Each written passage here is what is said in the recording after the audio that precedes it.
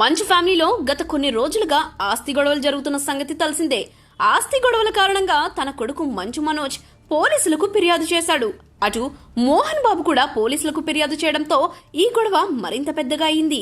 అంతేకాదు మనోజ్ ను ఇంట్లోకి రానివ్వకుండా చేయడంతో మనోజ్ గొడవకు దిగాడు. జల్పల్లిలోని మోహన్ బాబు ఇంటి గేటును ఓపెన్ చేయడంతో మీడియా కూడా కవరేజ్ కోసం లోపలికి వెళ్ళింది.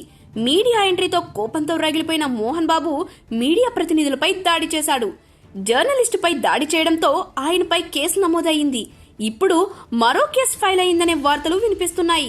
హైదరాబాద్లోని జల్పల్లిలో మోహన్ బాబు నివాసం వద్ద మంగళవారం రాత్రి ఉద్రిక్త పరిస్థితులు నెలకొన్నాయి.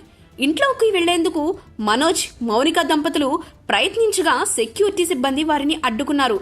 అనంతరం సెక్యూరిటీతో మనోజ్ వాగ్వాదానికి దిగి గేట్లు తోసేశాడు. దాంతో మనోజ్తో పాటుగా మీడియా కూడా కవరేజ్ కోసం లోపలికి వెళ్లారు. మీడియా లోపలికి రావడం చూసిన మోహన్ బాబు కోపంతో రగిలిపోయాడు.